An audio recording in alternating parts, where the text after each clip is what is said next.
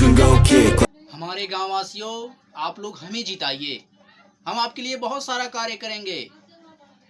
जैसे आपके बच्चों के लिए स्कूल बनवाएंगे, आपके बच्चों के लिए निःशुल्क शिक्षा करा देंगे, गांव और शहरों में सड़क बनवा देंगे, लोगों को रोजगार देंगे, हर महीने आपको फ्री राशन भी देंगे।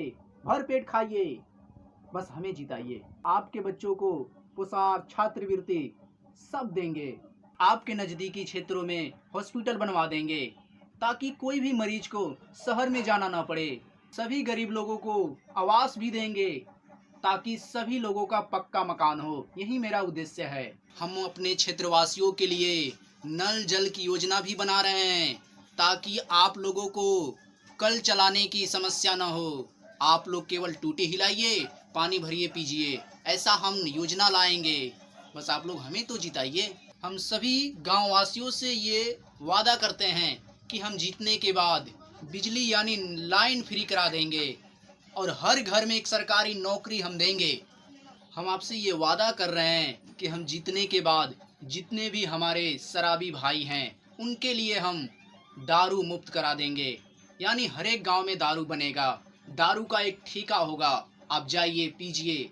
लेकिन एक बात याद रखिए, आप कोई भी दंगा प्रचार नहीं करेंगे। ये सारी चीज़ें हम हैंडल कर लेंगे। बस आप लोग हमें जिताइए। देखिए माताजी, हम आपके लिए भी और एक बात आपसे बता देते हैं कि हम महिलाओं के लिए भी रोजगार की व्यवस्था कराने वाले हैं। बस आप लोग हमें जिताइए। तो किसानों को अच्छी फसल उत्पादन करने के लिए उत्तम बीज का प्रावधान भी करा देंगे। हम किसानों की फसलों को हम अच्छी रकम भी दिलाएंगे। हर साल किसान को खेती करने के लिए हम उन्हें 12,000 रुपया का रकम भी देंगे। और हमारे क्षेत्र में जितने भी पढ़े लिखे बेरोजगार हैं जो गली मोहल्लों में कुकुर की जैसे घूमते हैं, उनको हम 3,000 रुपये हर महीने देने की वादा करते हैं। जब तक उनको कोई सरकारी योजना का लाभ न मिल जाए तब तक हम उनको पैसे देंगे 3,000 रुपये। हम सभी माता बहनों और भाइयों से ये वादा करते हैं कि लड़कियों के शादी के खर्चा के रूप में हम उन्हें 50,000 रुपये देने का ये वादा कर रहे हैं। आज सभी मैट्रिक पास छात्र छात्राएं जो केवल फर्स्ट डिवीज़न लाए हैं उनको हम 10,000 रुपये देंगे। और जो इंटर में फर्स्ट डिवीज़न जो भी छात्र या छात्राएं ला रहे हैं, जो फर्स्ट डिवीज़न ला रहे हैं इंटर में, उनको हम 15,000 रुपये देने की वादा करते हैं। और जो बच्चे और बच्चियां इंटर, मैट्रिक और बीए में टॉप करती है उनको हम फ्री शिक्षा कर देंगे। जहाँ तक उसे पढ़ना है वहाँ तक ये पढ़ सकती है। ये हमारा वादा है। मैं सभी भाई बहनों और माताओं से ये अनुरोध कर रहा हूँ कि आप लोग मुझे एक बार अपनी सेवा करने का मौका ज़रूर दीजिए। आप लोग अपने भारी मतों से हमें विजयी ज़रूर बनाइए ताकि हम आपके लिए जितने भी ये चीज़ें हम आपको कहे हैं ये सारी चीज़ों को हम पूरा कर सकें। देखिए मुंशी जी, अगर कोई भी आपसे पूछे कि नेताजी कहाँ हैं, तो आपको कह देना कि नेताजी अभी काम कर रहे हैं, अभी वो बिजी हैं, वो आपसे बाद में मुलाकात करेंगे। अरे आप बात नहीं समझ रहे हैं। आपको वो दिन याद है? साला उतना गर्मी में हम लोग प्रचार प्रसार कर रहे थे, पूरा गर्मी से ये शरीर लथपथ हो गया था। इतना ज़्यादा झूठ बोलना पड़ता है। आप जो पॉलिटिशियन में आ गए हैं तो आप इस चीज़ को समझिए कि नेता जो होते हैं ना, वो केवल वादा करते हैं, कुछ पूरा करते नहीं हैं। जब तक आप लोग झूठ नहीं बोलिएगा तब तक आप अच्छे नेता के रूप में नहीं आइएगा। इसलिए आपको झूठ बोलना पड़ता है, लोगों को ये विश्वास दिलाना पड़ता है कि हम उनके साथ खड़े हैं। समझ रहे हैं ना? बस अपना काम निकलवाना है। तो कोई भी पूछे तो आप कह दीजिए कि नेताजी अभी काम कर रहे हैं, बिजी हैं, वो आपसे अभी मुलाकात नहीं कर सकते हैं। ठीक है ना? हाँ ठीक है, बात समझिए। साला सब वो हमसे बहुत ज़्यादा हाथ जुड़वाए हैं भाई। अब उनसे हम जानते हैं क्या करवाएंगे।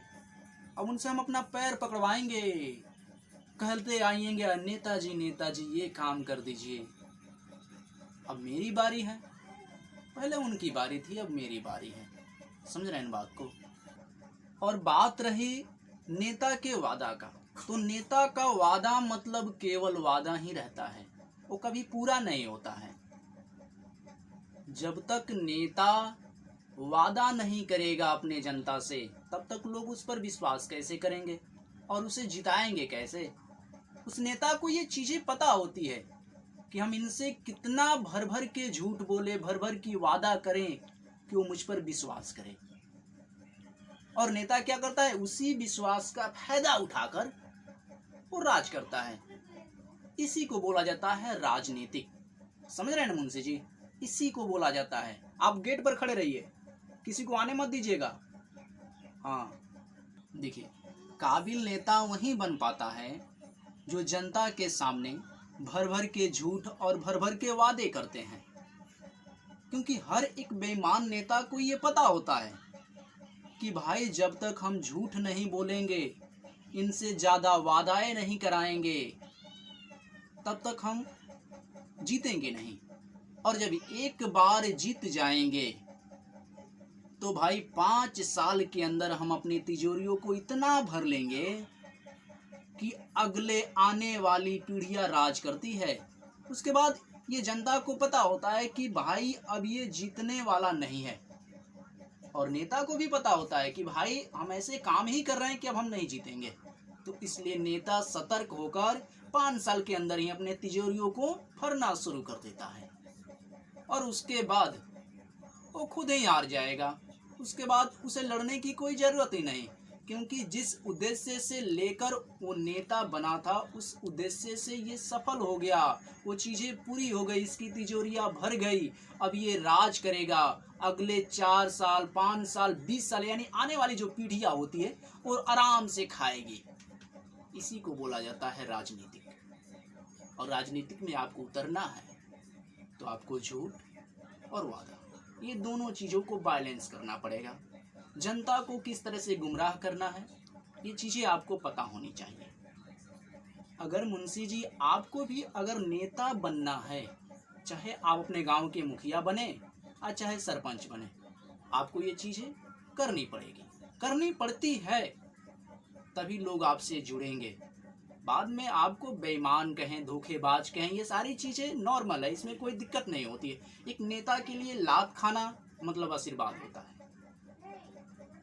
समझ रहे हैं? तो यही है एक नेता की काली सच्चाई।